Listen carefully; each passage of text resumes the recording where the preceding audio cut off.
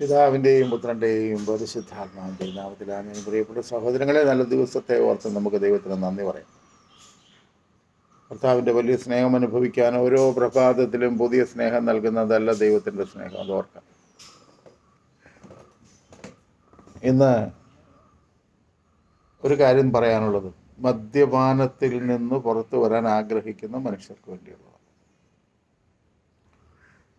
ഒരിക്കലെ ഒരു ചെറുപ്പക്കാരൻ, ഒരു 40 വയസ്സ് വരുന്നൊരു മനുഷ്യൻ, അദ്ദേഹം, ഞാൻ കൗൺസിലിങ്ങിൽ ഇരിക്കുകയാണ്. അപ്പം ചിറ്റൂർ ധ്യാന കേന്ദ്രത്തിൽ അദ്ദേഹം വന്ന് എന്നെ കാണാനായിട്ട് വന്നു. എൻ്റെ മുന്നിൽ വന്നിരുന്നു. ഒരു നാട്ടുംപുറത്തുകാരനായ മനുഷ്യൻ. അദ്ദേഹം എന്നോട് ഇങ്ങനെ പറഞ്ഞു, ഞാൻ ഇനിയും കുടിക്കുന്നില്ല. അപ്പം ഞാനിവനെ ഒന്ന് പരിശോധിക്കാൻ വേണ്ടി, അല്ല ഇച്ചിരി കുടിച്ചാൽ എന്നാടാ കുഴപ്പം? ഇല്ല, ഞാനിനി കുടിക്കത്തില്ല. അപ്പോൾ ഇവനിങ്ങനെ 3-4 പ്രാവശ്യം ആവർത്തിച്ച് പറഞ്ഞപ്പോൾ ഞാനിവനോട് ചോദിച്ചു, നിനക്ക് എന്നെ പറ്റി? ഇവൻ പറഞ്ഞതിങ്ങനെയാണ്, ഞാനിനി കുടിച്ചാൽ ഒരു മനോരോഗിയാകും, ഭ്രാന്തനാകും.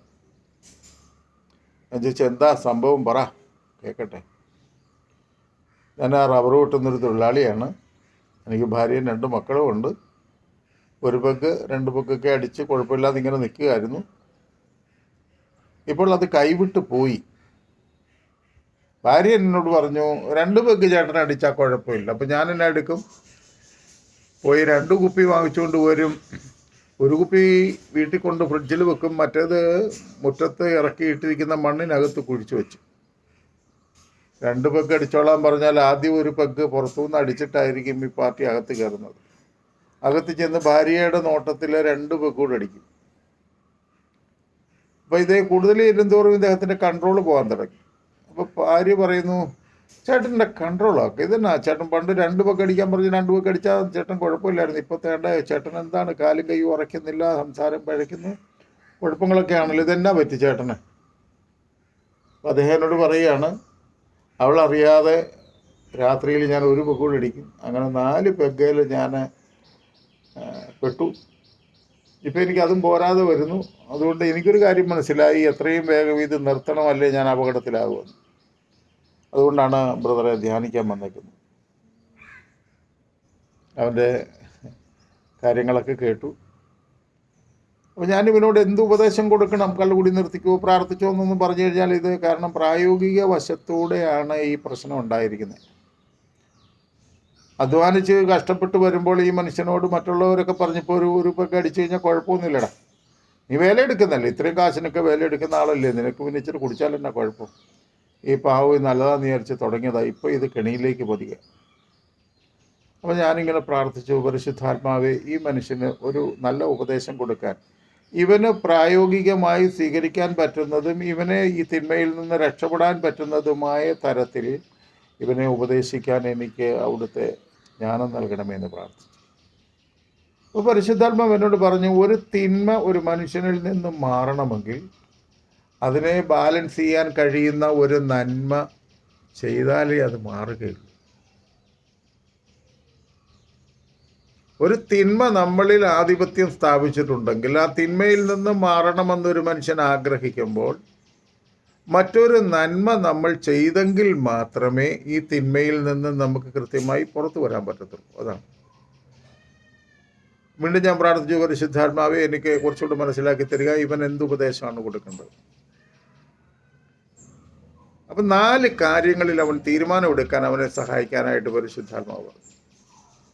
അപ്പോൾ ഞാൻ അവനോട് പറഞ്ഞു, നിനക്ക് മദ്യം വേണ്ട എന്ന് നീ ആഗ്രഹിക്കുന്നു, അങ്ങനെയാണെങ്കിൽ ഈ മദ്യപാനം ഞാൻ നിർത്താൻ ആഗ്രഹിക്കുന്നു, ദൈവമേ അവിടുന്ന് എന്നെ സഹായിക്കണമേ എന്ന് ദൈവസന്നിധിയിൽ നീ ആവശ്യപ്പെട്ട് പ്രാർത്ഥിക്കുക. ആദ്യം നീ ചെയ്യേണ്ടത് ദൈവകരങ്ങളിൽ നിന്റെ ബലഹീനതകളെ സമർപ്പിച്ച് പ്രാർത്ഥിക്കുക. അവൻ പറഞ്ഞു, അതിനുവേണ്ടി തന്നെയാണ് ഞാൻ ഈ ധ്യാനത്തിന് വന്നിരിക്കുന്നത്.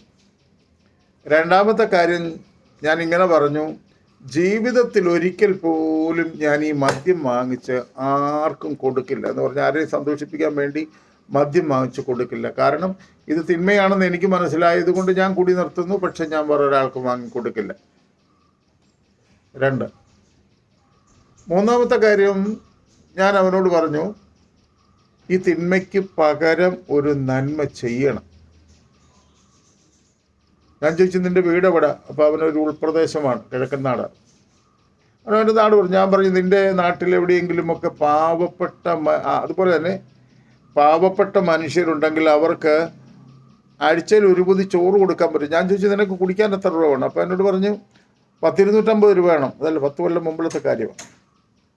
അപ്പോൾ ഈ 250 രൂപ ഒരു ദിവസം കുടിക്കുന്നതിന് പോലെ 50 രൂപയുടെ ഒരു പൊതി ചോറ് വാങ്ങി കൊടുക്കാവോ? അത് കൊടുക്കാൻ ബ്രദറെ, അതിന് കുഴപ്പമില്ല. പക്ഷേ ഞങ്ങളുടെ നാട്ടിലെങ്ങും അങ്ങനെ വിശന്ന് വരുന്ന മനുഷ്യരെ കാണാനില്ല. അപ്പോൾ ഞാനെന്ത് ചെയ്യും? അപ്പം ഞാൻ പറഞ്ഞു അങ്ങനെയാണെങ്കിൽ ഞായറാഴ്ച നീ ജോലി എടുക്കുമോ? ഇല്ല, ഞായറാഴ്ച പള്ളിയിൽ പോയാൽ അന്നത്തെ കാര്യം ജോലി എടുക്കാൻ പോകത്തില്ല. അങ്ങനെയാണെങ്കിൽ കുർബാനയൊക്കെ കഴിഞ്ഞ് അടുത്തുള്ള ഗവൺമെൻറ് ആശുപത്രികളിൽ ആരോരുമില്ലാത്തവരായി കിടക്കുന്ന രോഗികളുണ്ടാവും. അവരെ ചെന്ന് കണ്ടിട്ട് അവരോട് ഇച്ചിരി നേരമൊക്കെ ഒരു വർത്തമാനം പറഞ്ഞിട്ട് നീ ഒരു 100 രൂപ അവർക്ക് കൊടുക്കണം.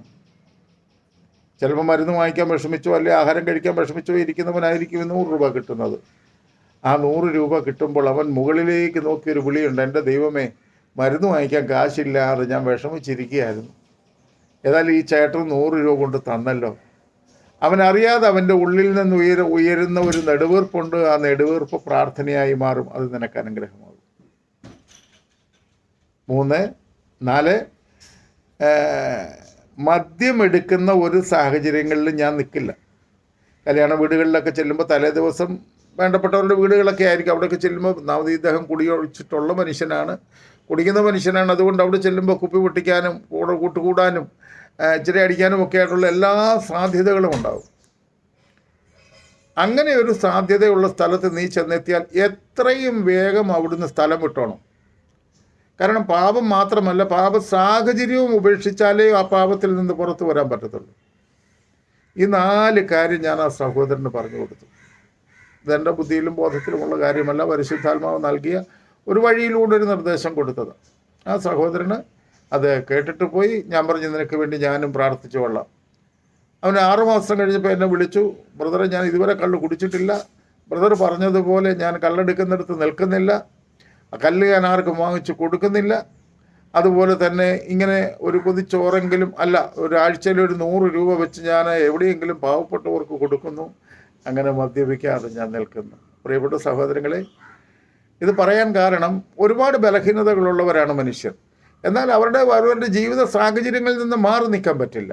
പക്ഷേ ആ സാഹചര്യങ്ങളിൽ ദൈവത്തിൽ ആശ്രയിച്ചുകൊണ്ട് തിന്മയ്ക്ക് പകരം നന്മ ചെയ്യുമ്പോൾ ദൈവത്തിൻ്റെ പരിശുദ്ധാത്മാവ് പാപത്തിൽ നിന്ന് പുറത്തു വരുവാനും നിലനിന്ന് മുന്നോട്ട് പോകുവാനും മദ്യപാനികളായ മറ്റുള്ളവർക്ക് വേണ്ടി പ്രാർത്ഥിക്കുവാനും ഒക്കെ ആഗ്രഹിക്കുന്ന വ്യക്തിക്ക് സ്ഥിരമായി മദ്യപാനത്തിൽ നിന്ന് പുറത്തു വരാൻ, ദൈവിക നാമത്തിൽ ഒരു നന്മ നമ്മളിലൂടെ നടക്കാൻ, അതുപോലെ മദ്യമെടുക്കുന്ന സ്ഥലത്ത് നിന്ന് വിവേകത്തോടെ ഓടിയകലാൻ, ജീവിതത്തിൽ ഒരിക്കലും മറ്റൊരാൾക്ക് മദ്യം വാങ്ങിച്ചു കൊടുക്കാതെ ഒരു നല്ല ജീവിതം ജീവിക്കുവാൻ സഹായിക്കും. ഇത് ഇന്ന് ദൈവത്തിൻ്റെ പരിശുദ്ധാത്മാവ് ഇപ്പോൾ ഒന്ന് വെളിപ്പെടുത്തി തന്ന ഇതൊന്ന് ആർക്കെങ്കിലും ഒരാൾക്കെങ്കിലും ഗുണമുണ്ടായാൽ, അതുകൊണ്ടാണ് ഇപ്പോൾ ഈ മെസ്സേജ് ഇടുന്നത്. ഏതായാലും കഴിയുന്ന തരത്തിൽ മദ്യപാനികളെ സ്നേഹിക്കുക, അവരെ ചേർത്ത് പിടിക്കുക, അവർക്ക് വേണ്ടി പ്രാർത്ഥിക്കുക. ദൈവത്തിൻ്റെ പരിശുദ്ധാത്മാവ് എന്നെ നിങ്ങളെ സഹായിക്കട്ടെ. പിതാവിൻ്റെയും പുത്രൻ്റെയും പരിശുദ്ധാത്മാവിൻ്റെയും നാമത്തിൽ ആമേൻ. ഇത് കൊള്ളാമെന്ന് തോന്നുന്നെങ്കിൽ ഒന്ന് ഷെയർ ചെയ്ത് സഹായിക്കണം കേട്ടോ. ഓക്കെ, ദൈവം നിങ്ങളെ എല്ലാവരെയും അനുഗ്രഹിക്കട്ടെ.